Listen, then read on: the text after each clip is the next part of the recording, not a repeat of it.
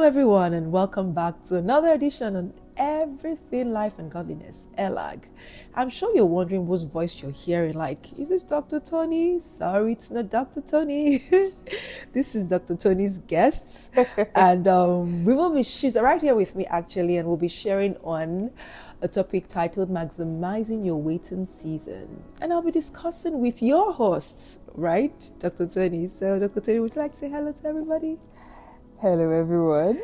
She's on the hot seat right now, so Yes, I'm really feeling cool about this.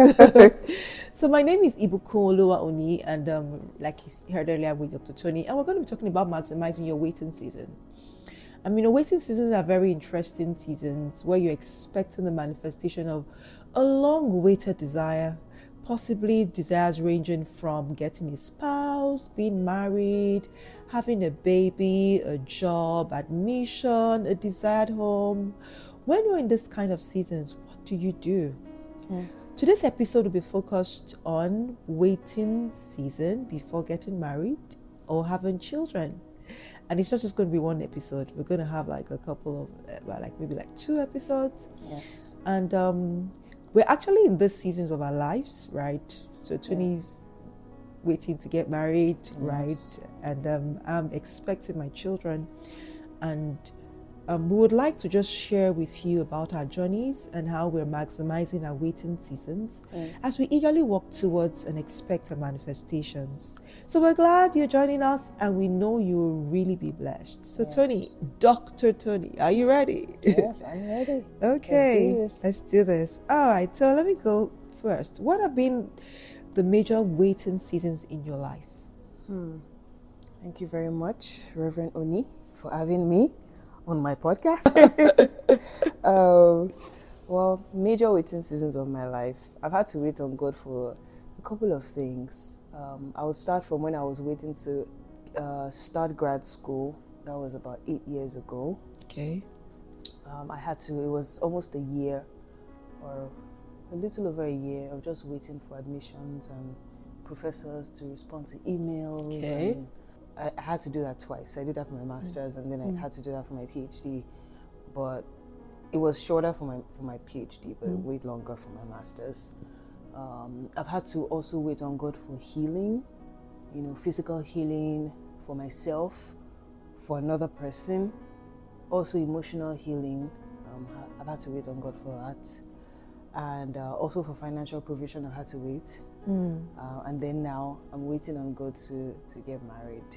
Okay. Yes. So those have been like the major waiting seasons for me. Okay. So what about you? But I wanted to just say, is it like a waiting season times when we just wait on God, or maybe just times that you're expecting something? Could we say it's like waiting on God? Yeah, honestly, I feel like it's between the promise and the fulfillment. Anything in between that is waiting. Okay. If you don't have it yet, just you're like waiting. a place of expectation. Yes, a place of expectation. Okay, all right yes. then. So what have been my major waiting seasons? How interesting. I'll say like you, maybe waiting to get admission into college. We call it university back in Nigeria. Right, I had to wait for like 2 years before getting into uni. Then 2 years at home, having lessons and all. Okay, then the time before getting married, waiting for a spouse, the right person, was also another waiting season, because I think it was a time when I'd been in a relationship once. I was getting quite old. Well, I was getting older, and I was like, and there was a breakup. Do you want to tell us how old you were? How old was I? I think I was 27 when I had a breakup in my former relationship, and I was like, oh God, where am I going to start from? Like, I mean, I've always said my first love will be my true love, and now the first love is not working, right? I mean, both of us knew it wasn't working, so it was quite mutual. So, like, Lord, where am I going to start from? So there was another waiting season, right? When I had to really believe God for a spouse and then to get married. Then the third major waiting season, because we're talking about major ones, is having to believe God for children, and having to, that waiting season between when, oh Lord, I've believed, I've prayed, and then expecting to receive the physical manifestation of my children. Yes. So those are the major waiting seasons of my life. Awesome. Thank you for sharing that. Yeah. So okay. So let me go next. What were your up moments in your waiting season? What were your maybe I could start with your down moments. Yeah, let's start with the down Let's first. start with the down moments. Down moments. Well, like I said, I waited a while to get my admission, and my friends back then knew that I tried so hard. I tried so hard. One thing about me is once I put my mind to something, I have like laser focus. I just keep going. So I tried a lot. I kept trying. Each time I get a rejection, so rejections. About how many applications did you make before getting into grad school? Well, I sent a little over 100 emails, cold emails to professors. 100? Yes, to different professors, just asking if they had funding, sending my CV. Eventually, I didn't put in up to 15 applications. It wasn't up to that. I can't remember the exact number. It wasn't up to 15 applications, but I sent cold emails out first.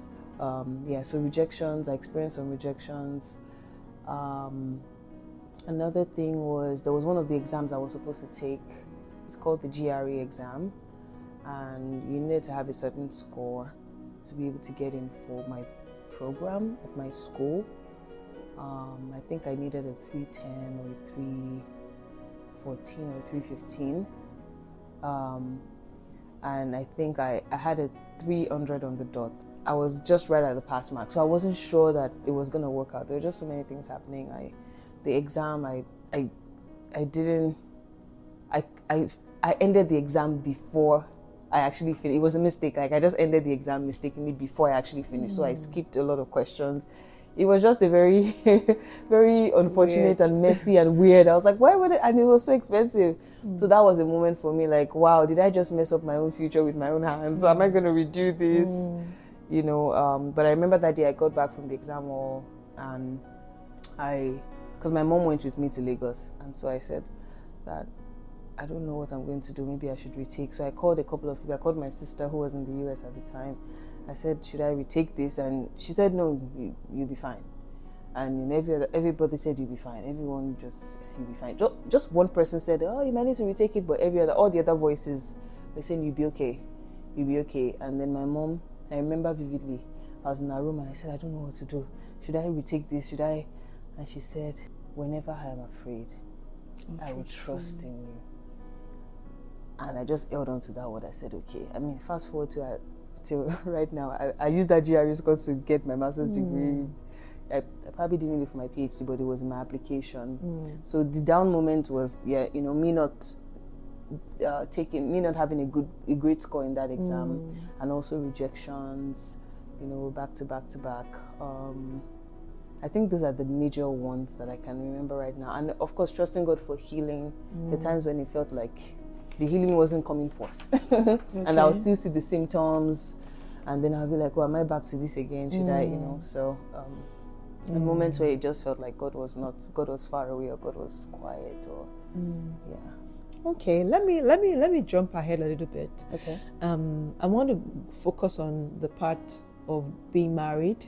Yes, right, having someone, being in a relationship, being married, and having children, like that's like our major waiting seasons right now. Yes. And how did you feel when maybe a lot of your friends were getting married and having maybe like really solid relationships or not so solid relationships, and it looked as if nothing was happening and you weren't getting the right people? I mean, can you share a little bit about that?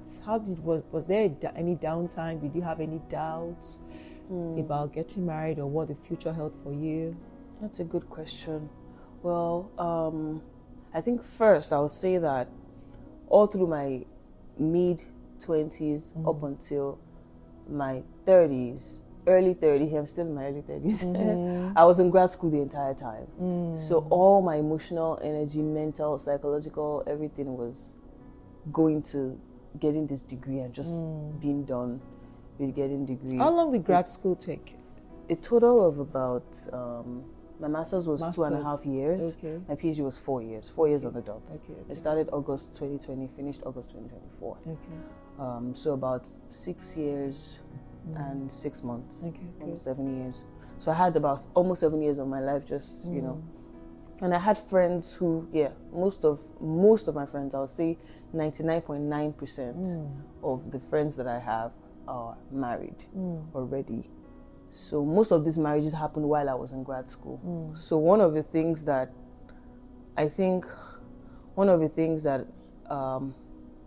that would go through my mind then would be like, it seems like I'm just in one spot, you know, trying to get this degree, focusing on, and that's how I saw it then. I was, you know, when you're too close to something, you don't see clearly. So I was too much into the weeds of school that I just thought that I wasn't making any progress. And this didn't happen every time. Just once in a while, those thoughts would come up, and, you know, but I was genuinely happy for my friends who got married. If I wanted, yes, I was genuinely happy, and I thank God for that.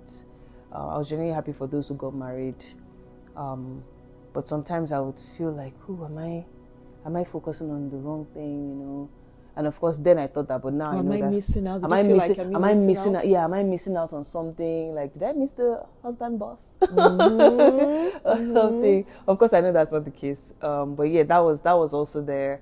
I don't know. Did you feel like, did I misplace my priorities choosing grad school over marriage? Did you ever feel that way? Honestly, no. Good. Honestly, no. I never felt that way. I think I've always wanted to, like, for my friends who knew me from the back in the day at the University of Ibadan, 200 level, I'd been just mounting to my friends, I'm going to travel and get my master's degree. I'm going to get that PhD. I've been saying this since I was 19.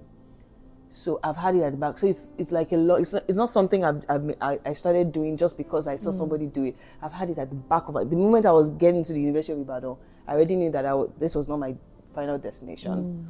You know, so when other things were happening alongside, I was grateful to God that I had the grace to stay on course and finish. So I did not regret that maybe I made a wrong decision. No. I feel like I'm so grateful to God that I was able to finish the race. Okay. Yes. I think it was the best time for me to do it. Good. I think so too. Yes. Yeah. Okay, so you kind of had very little down moments, right? Not like a lot of down moments. Not a lot of down moments. Okay, all right. So I love love. So when I see people getting married, I'm like, yay, let's do it. And I love, most of my friends are married, so it's like it's just good company, and yes. Okay, for me, my down moments, maybe I'll say before getting married, was after having to ask myself questions like, where am I going to start from? I mean, I really wanted to marry my best friend, and I wanted one relationship, and so I felt like I was way too far from what I really desired. Like having somebody I grew up that I really loved, that we had common goals, common values, somebody that was going to give me wings to fly, like I would say then. I'll say my husband would give me wings to fly. So, but I don't want to jump ahead of myself, but I know that some things really helped me at that point. So I would say I had that moment. So it wasn't like a long period. Yeah, maybe at some point for that waiting season, I tried to use other things to cover up, like so I don't. But I was hurting at some point, but so I had to. That time it was a bit funny, but we came out of it, so we'll talk about that afterwards. So, and then for having to wait on God for children and believe God for kids. I've had some down moments. Yes, I've had some down moments. I've had times when people will see you and expect that, you should have children by now, or they say, you're married, you look so young. We should probably have another podcast about the people who ask people, you should have kids by now. Yeah. Right. How many children do you have? And I tell them, well, I have 3 children. Like, and they're kind of probing further. Are you married? Do you have children? And those times when you hear those kind of questions. Those are questions people should never ask anyone. Well, I mean, it's not their business. People mean well. That's what I had But there's emotional intelligence, knowing what to ask and what to not ask. Not everybody has it. So I have to have the emotional intelligence to understand that not everyone has the emotional intelligence. And then also also know what I know, like this is going to pass, right? So I kind of have words to say. I always rehearse some of these things before I get into those situations. So sometimes, I mean, I know at some point those things will get at me, like, just make me think like, if you had children like that, my children will be like 10 years now, or they'll be like 7 years, or they will like, you know. And then sometimes I want to feel discouraged, like, oh, you're working in children's ministry, maybe you're taking care of other people's children. How about your own children? You know, are you wasting time? Then I had those questions pop in my mind. You know, like, can't you wasting time? Can't you just give it everything to just have your children now and not, you know, spend time on other people's children? But then God gave me my answers, and that's why we're talking about this, this how we can maximize our waiting season. So I had downtimes, really, right?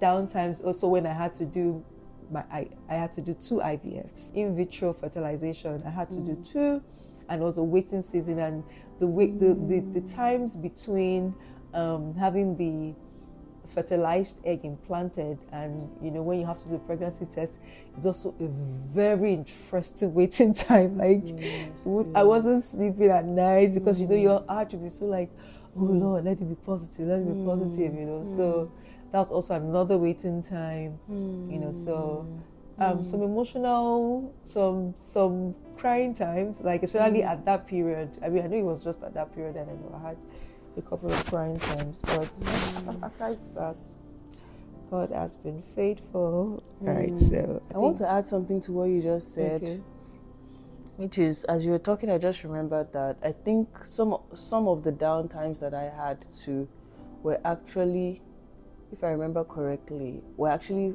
from external sources. It was just like we talked about, the questions people ask. I think I've had people just say some things, and, you know, very insensitive things, or try to imply that maybe I'm wasting my time with, or maybe I'm not. I don't. Maybe my priority. I'm not getting my priorities straight. I did have someone ask me during my masters. I think they just saw that they were married, right? They were married, and I think they just saw that I was very content with where I was, very happy, jovial, living my life. And they came to my office one time and I said, "Are you ever considering marriage?" You know, and I thought that was such a very insensitive question to ask anyone, you know.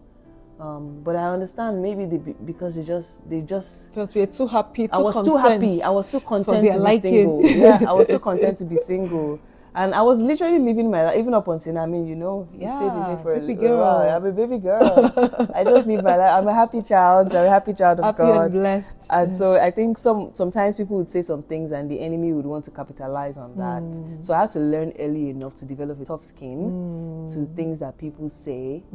And so, like, I don't really care what you think about me. If you think I'm too happy to be single, well, maybe you need some happiness too. And if you need some, I can get you some happiness. Oh yeah. Some joy. Yeah. Need some joy. So yeah, I think some of those down moments were externally imposed on me.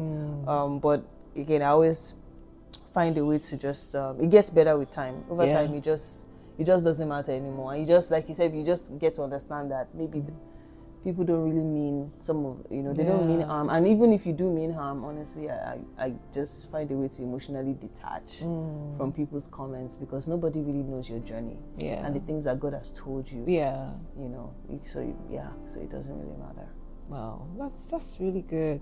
Thank you so much, Dr. T. Thank you for having me. So, I mean, the next question is similar to the last question. You know, we talked about downs, right? I don't want us to go to the ups yet, except you want me to. Okay, I mean, we can talk about the ups. So go ahead, please. What were the ups? What have been some of your up moments? Yes. With respect to waiting on God for marriage. Yes. My up moments have been getting to know a lot of things about marriage, about life. And I'm seeing different things play out in the lives of different people around me. I've seen good marriages, I've seen bad marriages. And one of my up moments is when God slows me down when I'm about to make a mistake or do something or take a decision, you know, relationship-wise. I think also to be realistic, I love the freedom in this season. It's part of my up moments. I love the freedom. I love the autonomy of my time. So I like the fact that I have time to do the things that God has asked me to do. You know, it's like, oh, I love this life. God can call me today and say, go to Korea. God, I don't want to go to Korea, but I mean, if he says go to South Korea or North Korea, yes, Lord. Let's go there, Lord. I'm on my way, you know. So I like that. I'm like, oh, I like this. I like the freedom. I like it when I I like it when I follow God's instructions, obey, you know, and I see the reward of it. So many things in this journey that God has asked me to do while waiting. And I might struggle at first, or, you know, struggle with the idea. And then when I start to do it and I see how it's a blessing to people, it really encourages me. And that is where my sense of purpose, you know, comes. And I'm like, yeah, I love that I'm here doing what God has called me to do. So eventually when the man comes, I'm not just sitting around and just waiting, which I don't think anyone should do. Like, really, whether you get married or not, you should really get on your feet and get doing something. Do something. Do something with purpose. Fulfill purpose. Answer God's call on your life. Do something. Travel. I mean, do something. Yes. Be productive. Happy. Get productive. Don't waste your years. Don't waste your time, because time is not something, except God really, really supernaturally restores time. Once time passes, it's gone. So, yeah. Do those qualify to be up moments? Yeah, they do. Actually, they do. They do. Yeah. For my up moments will be moments where I've had to, I get confirmation about what God speaks to me about. You know, in expectation of what He has prepared for me. My up moments are times when in the middle of maybe feeling sad, or middle of let me just be very practical here. Maybe in the middle of me expecting to get pregnant and not expecting my period, and I see it, and then God just on the inside of me, I just feel a joy that, you know, this doesn't change what God has said, right? It is like facts. This is too small to change what God says. You know, those are some really up moments for me in the midst of the trial, because sometimes it's just a time of trial that we're going through, you know. So those are some of up moments, or when my children. So I call the young people. God has brought a lot of young people into my life. I'm a kids and youth minister, and at Rema, Nigeria. In church, in Bible week, I had a Bible club. So there was Love Child, there was my church, my local church, Rema, Nigeria. So especially with Love Child and my local church, right? Because those are like more close up, right? So I've had my children come to meet me, speak words into my life. Yes, even at the camps, right? Rema Youth camps. And just speak God's word into my life in the midst of all the hard work, I mean, all the labor. And so those are like up moments that just make me feel like, well, you know, in this journey, that strengthens me, right? Yes. So, yeah. I think God has a way of just every time we're about to get discouraged, God has a way of showing us the promise. He might not show us everything, but He will just, you know, it's like a little nudge here and there that my promise still stands. Like, I've not changed my mind.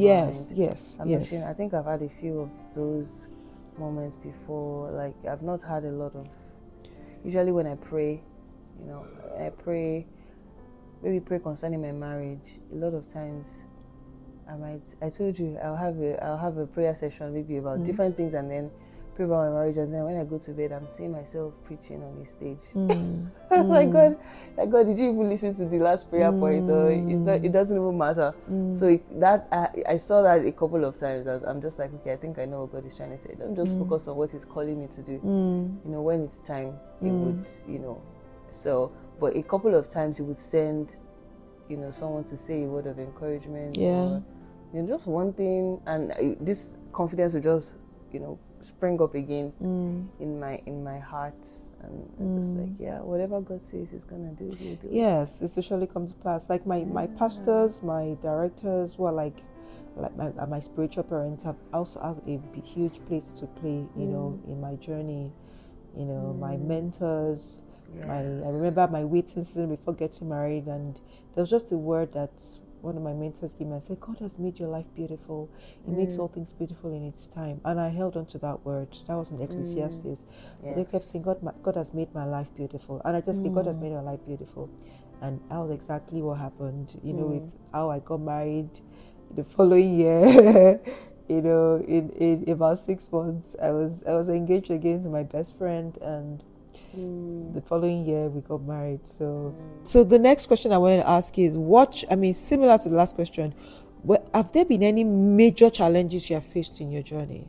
Like, I think you've actually pointed some of those things out. Some of them, yeah. Major. I think. Were you ever in any relationship that this was like a challenge I needed to get out in your journey? Yes. Okay. Yes Want to that. Tell us a little bit about, just a little bit. Maybe not so much in detail right now. A little bit, yeah. But yes, I was in a relationship that I had to exit, and I think there was so much to learn after stepping out of that season. There was so much to learn. You want to share with us any of the lessons you had to learn? I mean, it's not about anybody, but Oh no, not about anyone. Yeah. It's more about the experience. Yeah. I think I got to know myself better. A lot of things had to be recalibrated, like my sense of purpose. I think one of the things that the Holy Spirit revealed to me, which I didn't realize I had up until the moment when I was no longer in a relationship, was the fact that in my subconscious, I thought I would never be able to fulfill purpose if I was not in a relationship. It was very subtle. The Holy Spirit had to bring it out. And so that was where we started from. We started to shatter that idea. So I had carried that in my subconscious all through the relationship, so that even when it wasn't working out, it was like I just kept trying, because I thought that my value was attached to that. And it's like, if I'm not in that relationship, I can't do other things that God has called me to do. So it was like almost like tying my destiny to somebody else's life. And God had to use my mom to speak to me. She spoke in my native language. So it means that God has not tied your destiny to one person in particular. It's not, God is not limited like that. So I had to, first of all, the Holy Spirit and I had to work on that, rebuilding my self-esteem again. And sense of purpose. My sense of purpose, and understanding where I needed to be, the things I needed to do. So. Wow.